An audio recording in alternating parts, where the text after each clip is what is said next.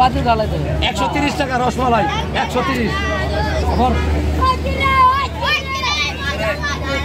আসসালামু আলাইকুম বন্ধুরা, আশা করি সবাই অনেক ভালো আছো। আলহামদুলিল্লাহ, তোমাদের দোয়ায় ভালোবাসা আল্লাহর রহমতে আমি আমার পুরো পরিবারকে নিয়ে ভালো আছি। এখন হচ্ছে বিকাল 3:30 বাজে। ছোটো যা আমি ছেলে যাচ্ছি বাজারে কিছু বাজার করার জন্য। তো আমাদের এখানে সকালবেলা ভালো বাজার পাওয়া যায়, কিন্তু রোজা রেখে সেহরি থেকে নামাজ পড়ে একটু ঘুমালে সকালে আমি আর উঠতে পারি না, সেই জন্য হচ্ছে সকালবেলা বাজার করা আমার পক্ষে সম্ভব হয় না। তো ভাবলাম বিকেলবেলায় চলে যাই বাজারে। গতকালকেও এখানে আমি এসেছিলাম, কিছু বাজার নিয়েছি, আর কিছু বাকি ছিল সেগুলো নেওয়ার জন্য আজকে চলে আসলাম। তো আসলে এতদিন বাজারে কোনো ঝামেলা আমাকে করতে হতো না, হাজব্যান্ড বাড়িতে ছিল। তো একটা ছেলে মানুষ যখন কর্মক্ষেত্রের জন্য ঘরের বাহির হয়, তখন রাস্তায় যেখানে সেখানে যেটা দেখে পছন্দ হলে নিয়ে আসে। কিন্তু একটা মেয়ে মানুষ যখন বাজার করে খেতে হয়, তখন কিন্তু তাকে নির্ধারিত একটি টাইম বের করে বাজারে যেতে হয়। সেক্ষেত্রে দেখা যায় অনেক সময় চাহিদা থাকা সত্ত্বেও বাজার করা হয় না। তো এটা আমাকে দিয়ে আমি বুঝতে পারছি, জানি না বন্ধুদের সঙ্গে মিল হয় কি না এরকম।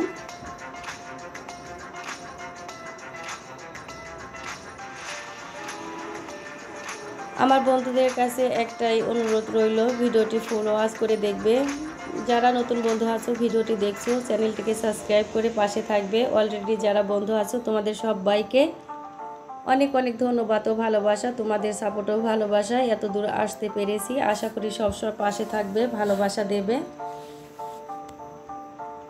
তো এখান থেকে বাজার নিয়ে তারপরে আবার বাড়িতে গিয়ে ইফতারের আয়োজন করতে হবে। তো দুটো মেয়ে আছে আমার বড় বড়, কিন্তু হচ্ছে ওদের দিয়ে আমি সেরকম কোনো কাজ করাই না, কারণ হচ্ছে রোজা রেখে বড্ড ক্লান্ত হয়ে থাকে মেয়েরা। সকাল থেকে বিকেল পর্যন্ত হচ্ছে ওদের প্রাইভেট কোচিং থাকে, সেখানে দৌড়াদৌড়ি করতে হয়, সেজন্য আমি বলি না কাজ করার জন্য। তবে ওরা খুশি হয়ে যতটুকু করে আলহামদুলিল্লাহ। তো এবার চলে আসলাম তরমুজ নেওয়ার জন্য, যেহেতু রোজার মাস, বড় দেখে নেবো না, ছোটো ছোটো দেখে দেখে নেবো। তো দেখতে পাচ্ছ অনেক ভিড় এখানে। আসলে যেখানে বাজার, এটা হচ্ছে একটি গার্মেন্টসের সামনে বাজার বসে, সব ধরনের জিনিস এখানে পাওয়া যায়। তবে আমি যে টাইমে এসেছি ভাবতেও পারিনি এই টাইমে গার্মেন্টসটা ছুটি হয়ে যাবে, অনেক ভিড় ছিল। অনেক কষ্ট করে একটি গাড়ি পেয়েছি, ডাবল ভাড়া দিয়ে চলে আসলাম বাড়িতে। তো এসে তো আমি অবাক এবং খুশি হলাম। বড় মেয়ে ছোলা বুট ভোনা করে রেখেছে, দেখো বন্ধুরা কী নিয়ে আসলাম আমি।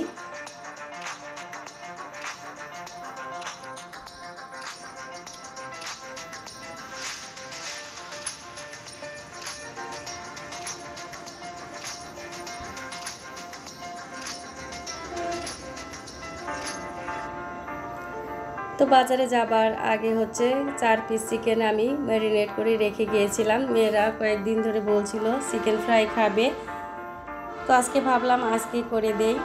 তো প্রত্যেক বাবা মাই চায় সন্তানের চাহিদা মতো খাবার পোশাক যেটাই হোক পূরণ করার জন্য, সেরকম আমিও করে থাকি সব সময়।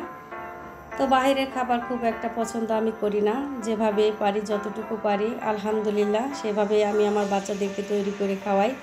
এতে কিন্তু কোনো ভেজাল থাকে না।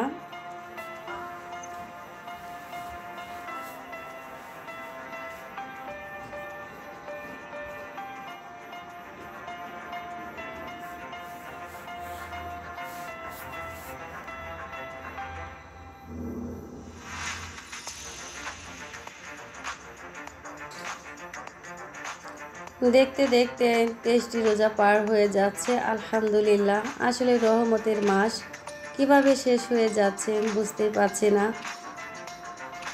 সারাটা বছর রহমতের মাস আল্লাহ তাআলা আমাদেরকে দিয়েছে, তবে রোজার মাসটা একটু বেশি।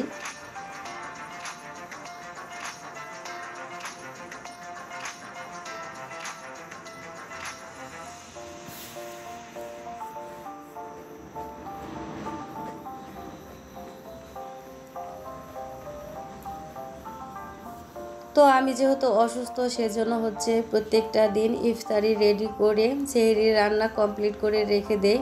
তো ভেবেছিলাম আজকে সেটুকু তোমাদের মাঝে শেয়ার করব, কিন্তু সময় খুবই কম। কোনো রকম হয়তো আমার ইফতারি রেডি হয়ে যাবে, কিন্তু সেহরি রান্নাটা আমাকে ইফতারের পরেই করতে হবে, সেটা তোমাদের মাঝে আর শেয়ার করা হবে না। তো যতটুকু পারছি তোমাদের মাঝে শেয়ার করছি, জানি না আমার বন্ধুদের কাছে কেমন লাগবে। যদি একটু হলেও ভালো লেগে থাকে তাহলে অবশ্যই লাইক কমেন্ট শেয়ার করে আমার পাশে থাকবে, কমেন্ট করে জানাবে।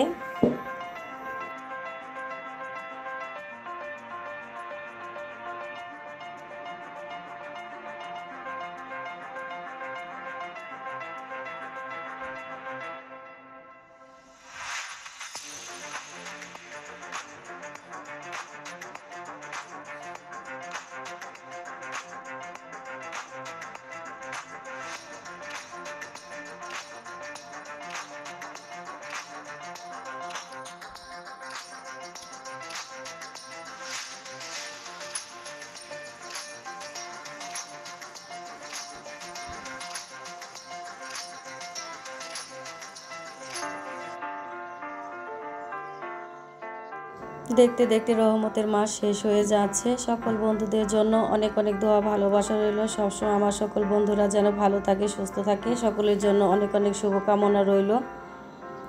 আর সবসময় আমি আমার বন্ধুদেরকে বলবো, পরিবারকে ভালো রাখতে হলে আগে নিজেকে ভালো রাখতে হবে, অতএব আগে নিজের খেয়ালটা রাখবে। তো ঢেঁড়স ফ্রাই করে কয়েকটা বেগুনি বানাবো। আজকে সময় স্বল্পতার কারণে আলুর চপ, ডিমের চপ এগুলো করা হবে না। তো এখন এক এক করে ফল ফ্রুটস কেটে নেব।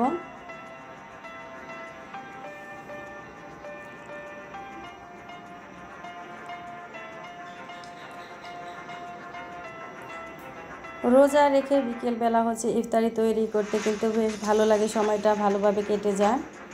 তো আমি সবসময় চেষ্টা করি ইফতারে কমপক্ষে 10 মিনিট আগে রান্না বান্না সব কিছু আয়োজন আমার রেডি করতে।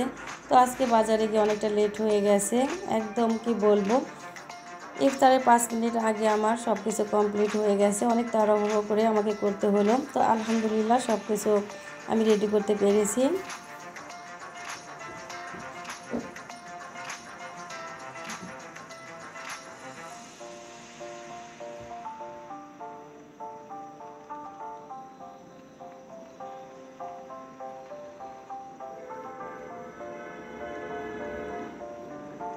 তো আজকে সকাল থেকে সারাটা দিন আমার পেটে প্রচণ্ড যন্ত্রণা করছিল, সেজন্য ভাবলাম মা কাকিরা যে এক ধরনের শরবত করতো সেটাই তোমাদের মাঝে করে দেখাবো এবং আমি খাবো। এটাকে আমরা পিপুল পাতা বলি।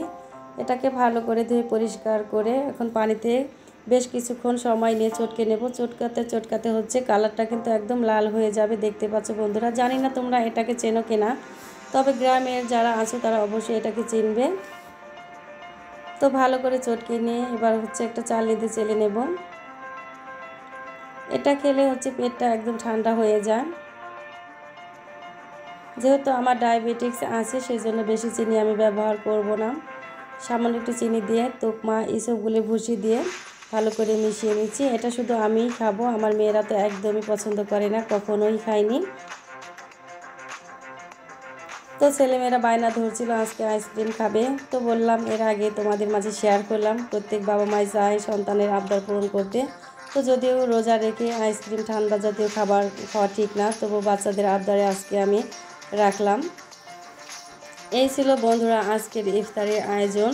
তো জানি না আমার বন্ধুদের কাছে কেমন লাগবে। তো যেমনই লাগুক না কেন বন্ধুরা, অবশ্যই কমেন্ট করে আমাকে জানাবে। কোথাও ভুল হলে সেটাও আমাকে বলবে, কারণ শেখার কোনো শেষ নেই।